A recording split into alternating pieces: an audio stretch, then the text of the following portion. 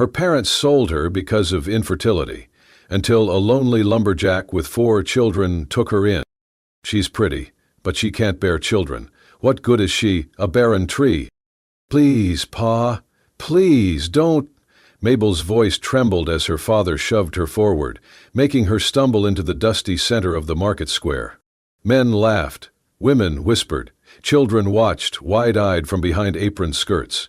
The spring wind carried the stench of manure and smoke, but nothing stung more than the shame in Mabel's chest. Her father, once a respected cattle broker, now a bitter man chasing debt, turned to the crowd. "Half the price of a steer, folks. She can cook, sew, and keep quiet. Anyone with enough coin can take her home tonight."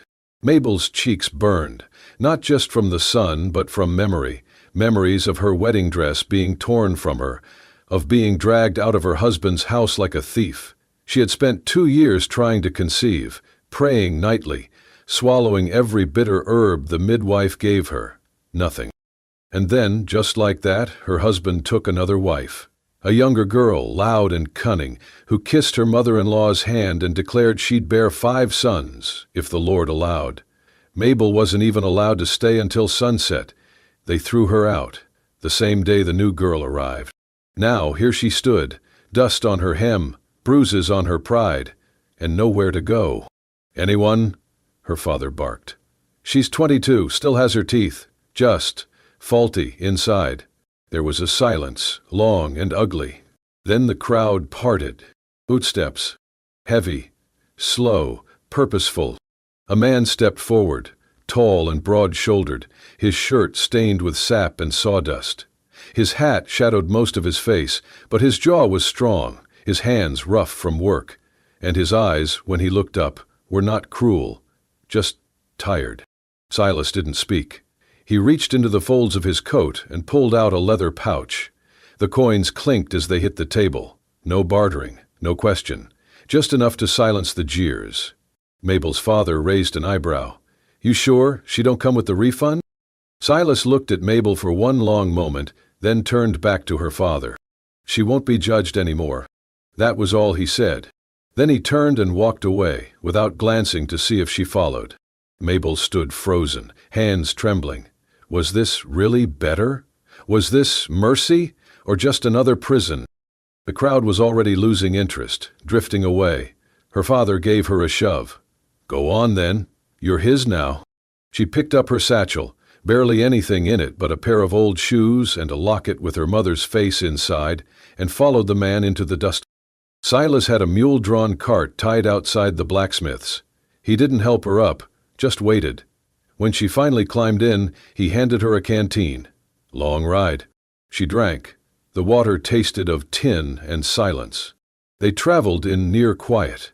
The prairie stretching on either side, fields of dry grass, fences leaning like old men, and sky that went on forever. Mabel glanced sideways at him more than once. His face was weathered but not old, maybe 30, maybe younger. There was no wedding ring on his hand, just a nick on the knuckle and a splinter stuck in his thumb. "Why?" she finally whispered. "Why'd you take me?" He didn't look at her. "4 kids," he said flatly. "No mother, no time to find one the polite way." Mabel's breath caught. "So, I'm a governess?" "No, just someone not cruel. That's enough." The cart rocked as they crossed a creek bed. Her heart beat in her ears. That night they arrived at a cabin nestled in a grove of pine and cottonwood. The front porch sagged. A wagon wheel leaned against the barn. Chickens scattered as they pulled in. 4 children peeked from behind a curtain, 3 boys, 1 girl, all with red cheeks and wide, suspicious eyes. "This is Ms. Mabel," Silas told them. "She'll be staying." The youngest boy, barely 3, toddled over and wrapped his arms around Silas's leg. Silas picked him up with one hand and opened the door with the other. "Room upstairs," he said to Mabel. "Warm water's in the bucket." She climbed the stairs, her legs shaking. The bed was small but clean. A single window overlooked the field. She sat on the edge and wept, soft and without sound. She had not chosen this. But for the first time in weeks, no one asked her why she was broken, and no one demanded she be anything else. Silas's cabin stood quiet at the edge of the pine woods, like it had always been there, grown from bark and time. The roof was patched with tarred hides, the porch creaked under every step, and there was no front door, only a blanket nailed over the frame to keep the wind out. Inside, the air smelled of pine resin, old bread, and children's socks. The 4 little ones weren't saints. They were wild like pups, quick to scatter, slow to trust. The oldest boy, Josiah, tested Mabel with narrowed eyes.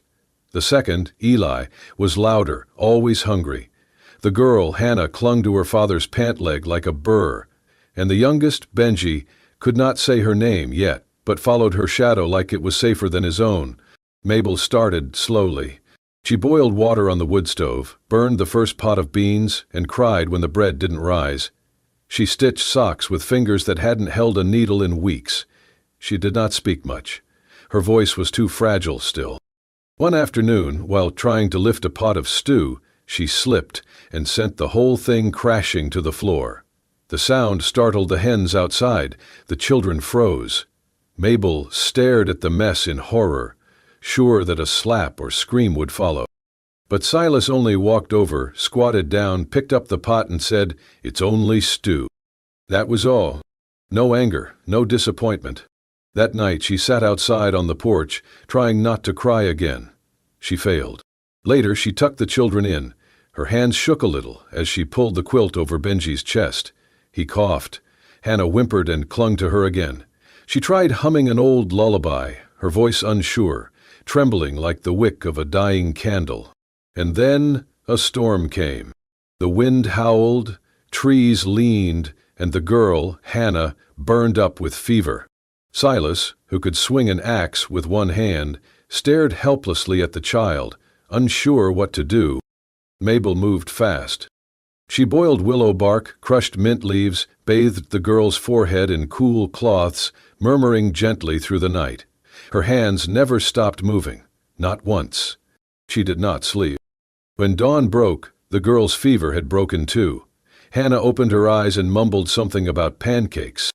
Silas stood in the doorway, arms folded, saying nothing, but his jaw slackened, his shoulders dropped. He looked at Mabel like she had done something holy. Mabel, bleary-eyed and too tired to smile, only nodded.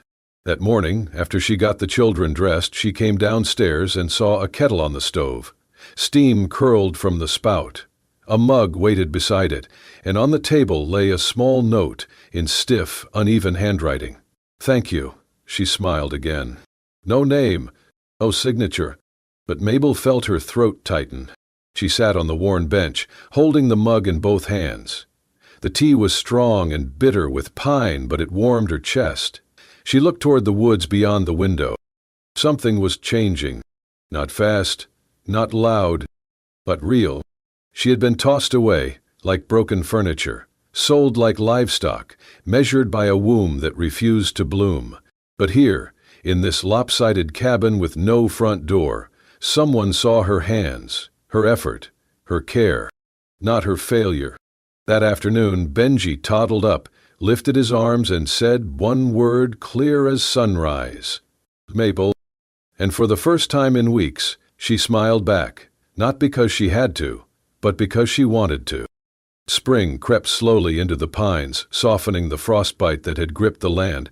Mabel no longer cried at night. Her fingers grew steady again, her voice firmer. She started teaching the children letters using charcoal on worn planks, helped them learn their names and hum simple songs. She showed Hannah how to tie a ribbon in her hair and stitched matching scarves from old feed sacks for each of them. They called her Miss May. She never corrected them. But even as the days warmed, fear remained under her ribs like a bruise not yet healed. One afternoon, Silas asked if she could ride with him into town to pick up salt and tin nails. He said nothing more, just tossed her the reins like she belonged. At the general store, Mabel stepped out while Silas waited in line for supplies. The air was thick with gossip as usual. And then a voice, sharp and cruel, cut through the clatter. "Well, if it ain't the barren ghost herself." Mabel turned slowly. Her mother-in-law stood in front of the dry goods stand, fanning herself with a folded newspaper. Next to her was the new wife, young, smug, wearing lace gloves and touching her belly in a gesture too practiced. "That's her?" the girl asked, loud enough for half the market to hear. "Yes," the older woman sneered. "Pretty but cursed. Could not give us even a squalling pup." "I will," the girl said, chin high.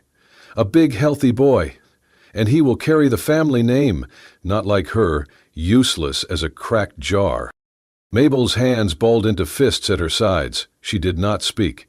Her throat was thick with everything she would not give them.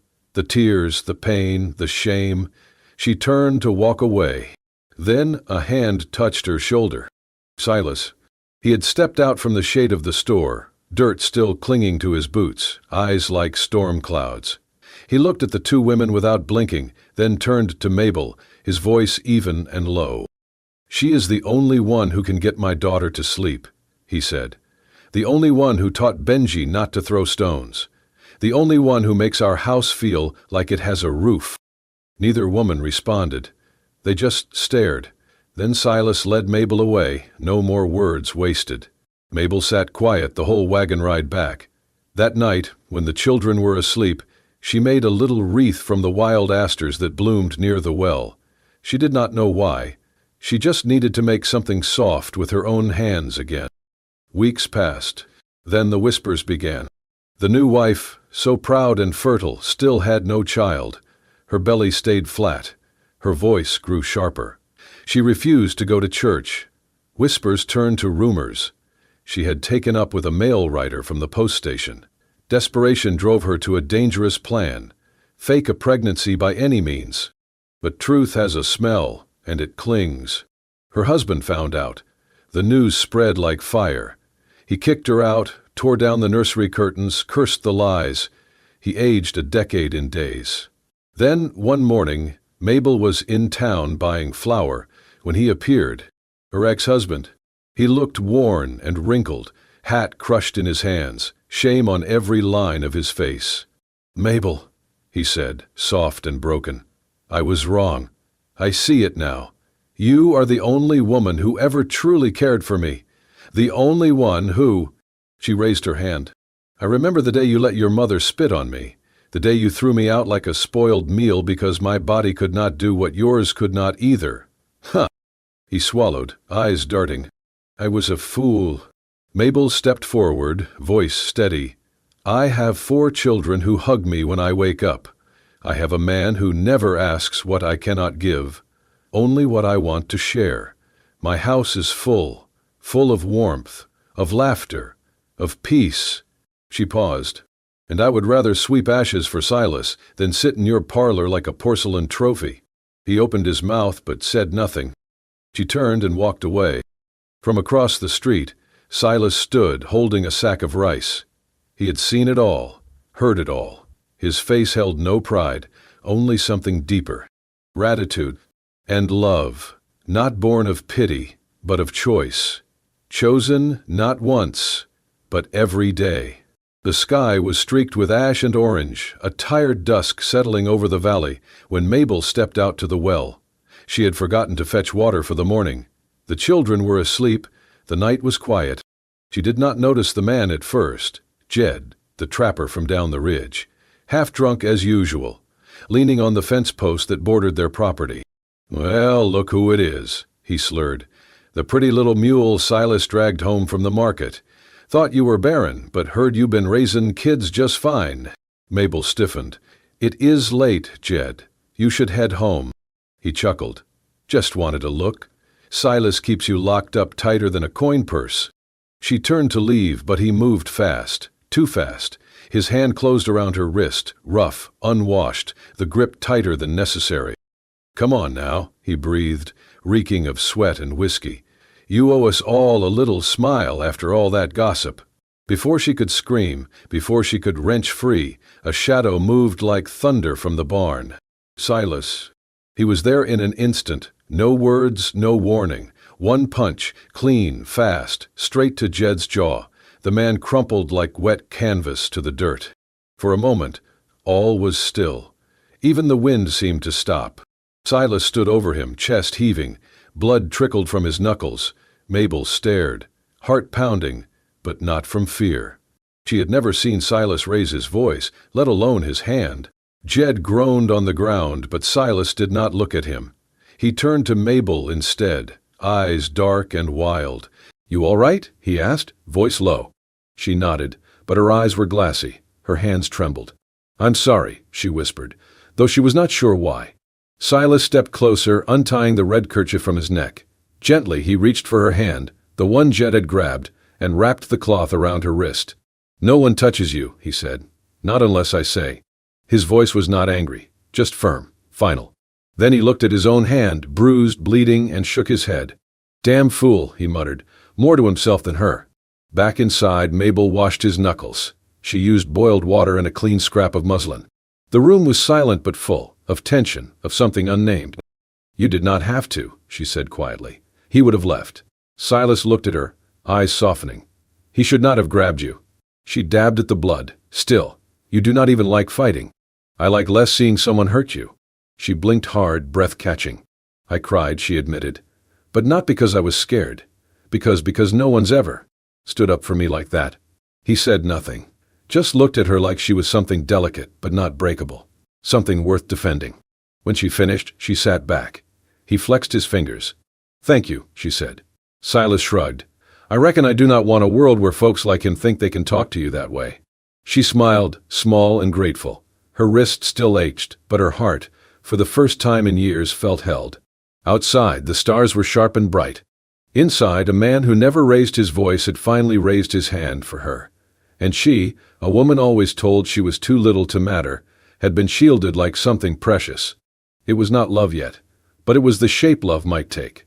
It was a morning lined with frost, the kind that clung to fence posts and left breath visible.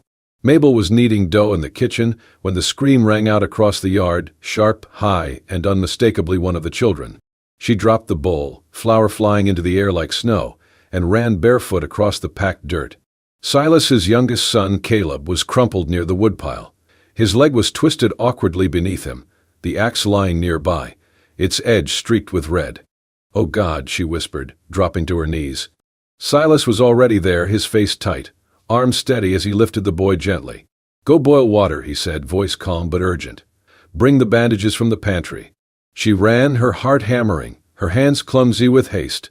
When she returned, Silas had laid the boy on the kitchen table, his pants cut open at the thigh. Blood welled from a long, ragged gash. Mabel's hands shook as she pressed the cloth to the wound. Caleb cried out, his face pale. "I know, baby," she whispered, voice cracking. "I know it hurts. Just hold on." Her tears dripped onto the boy's leg as she worked.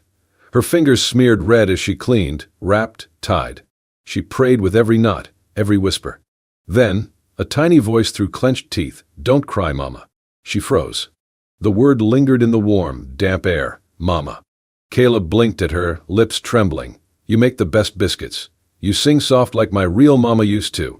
Mabel cupped his cheek with a trembling hand, the tears falling freely now. Later, when the boy was resting, his leg elevated, the other children gathered near the fire. One brought her a blanket. Another offered her a carved toy horse. "Papa said you're staying," said the middle child, a freckled girl with a serious brow. "Does that mean you're our mama now?" Mabel could not speak. She only nodded, and they did not need more. From that night on, they called her Mama without prompting. It was not loud, not ceremonious. Just real. A name formed by love, not birth. Silas watched it all in silence. He saw the way she held their hands when they were afraid of the dark, the way she braided hair with care, the way her eyes softened when one of them whispered her name. That night, after the house had gone still, Silas stepped out onto the porch where she sat alone under the stars. He stood there a long time before speaking. "I ain't ever been a good talker, you know that." She looked up. "You say enough." He nodded. "When I put money down at that market, I thought I was giving you a way out. But I never thought I had a right to keep you." Mabel turned, heart thudding. "I figured you'd leave once you had your footing," he continued. "And if that's what you want, I won't stop you. I won't hold you to what started as a sale." She stared at him, every muscle in her body trembling, not from fear, but from something deeper, older, more tender. "I used to think love meant being chosen at first sight," she said softly. "But I've learned something better, being chosen again.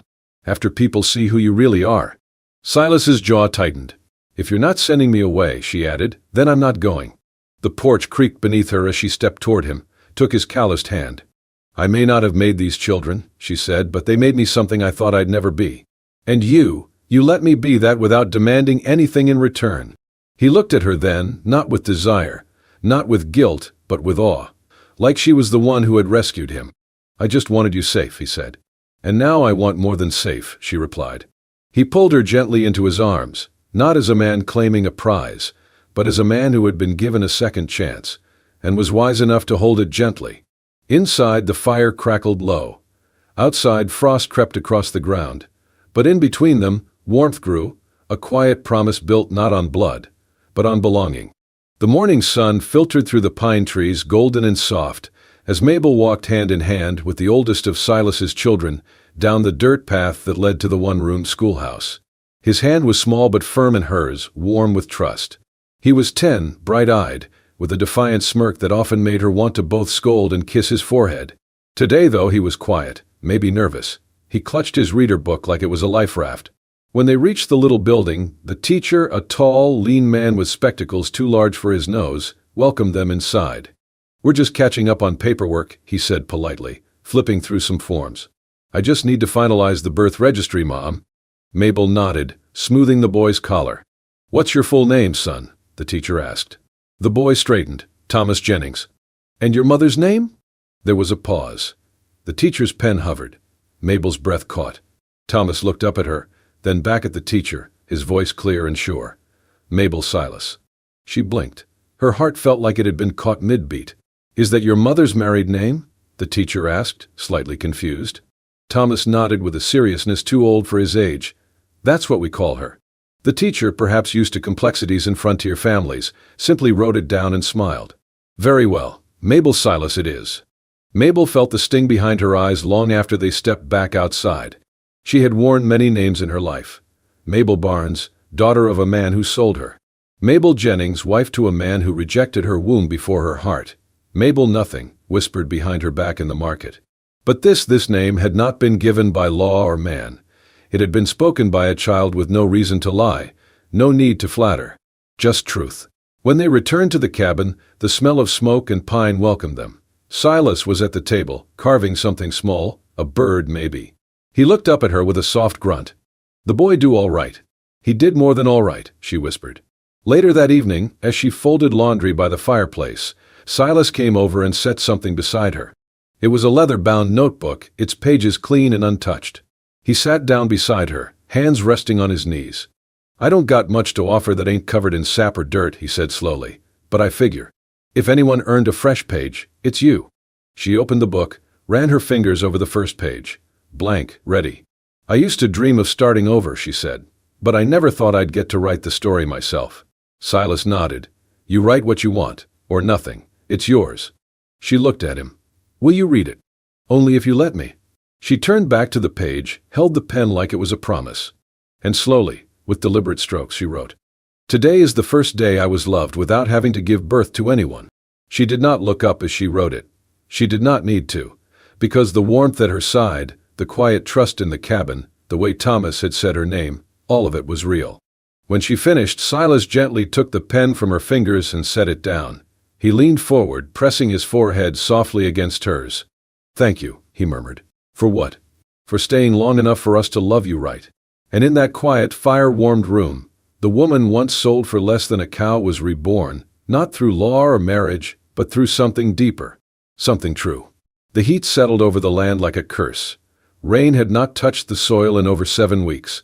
The once green edges of Cross Hollow were now brittle and cracked, as if the ground itself had forgotten how to breathe. Trees leaned in silence.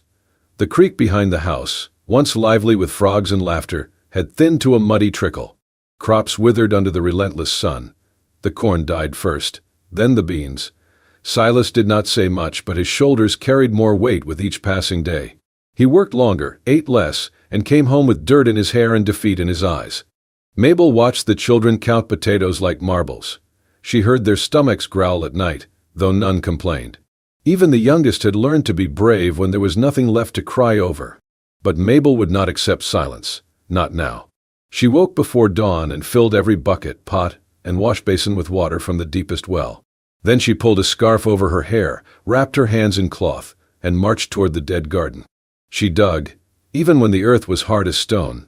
She broke the dirt open, turned it over, made room for roots, even where life seemed unwelcome. The other workers watched her. Some shook their heads. A few offered to help, but she refused. This was her fight. Every morning she watered the patch. Every evening she checked the soil. When the leaves sagged, she sang old lullabies as she poured water gently at their base. One afternoon, Silas stumbled through the door, face pale, knees buckling. She caught him before he hit the ground. "Just tired," he rasped, waving her off. But she felt the heat on his skin.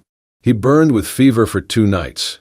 Mabel stayed beside him, wiping sweat from his brow, spooning broth into his mouth between fits of coughing.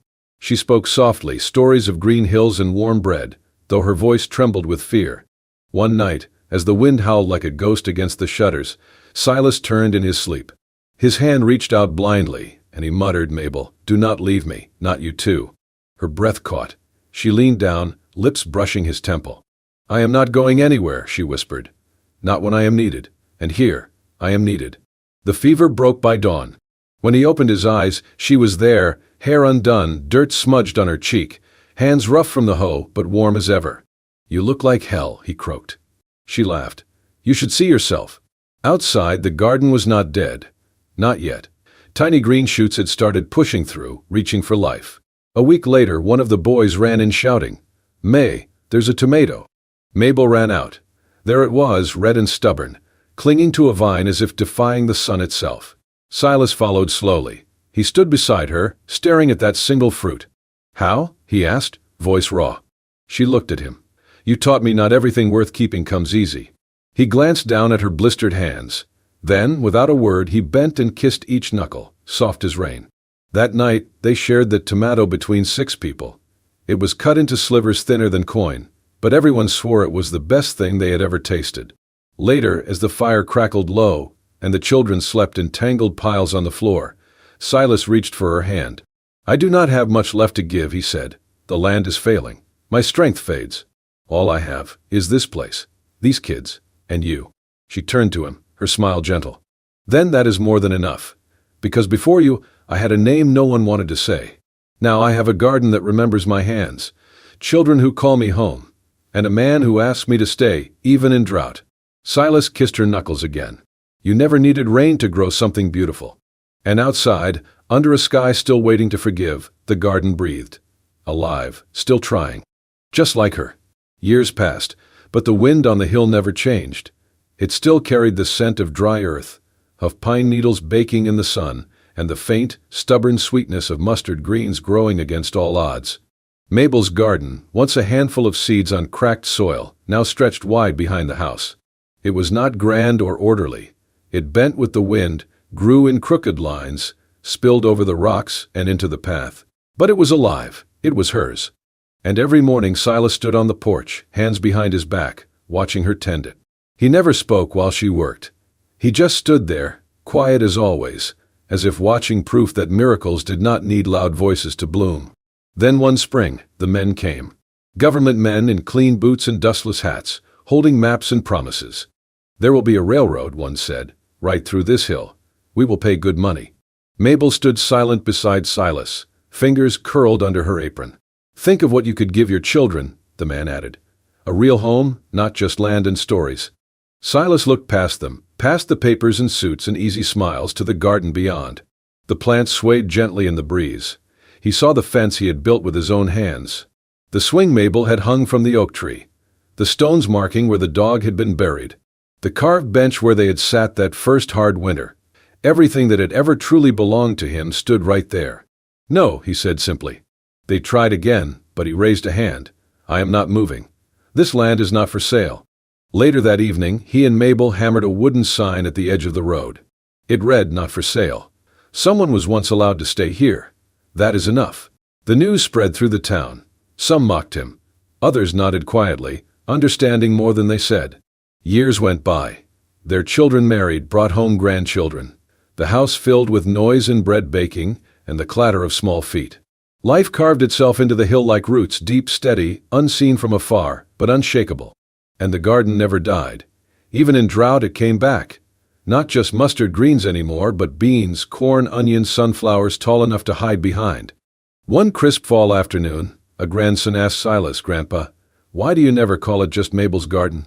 Silas walked the boy to the gate and pointed to the archway above it. There, carved carefully into the wood, were the words, "She did not bear my blood, but she gave birth to the rest of my life." The boy blinked. "You mean she gave you a new start?" Silas smiled.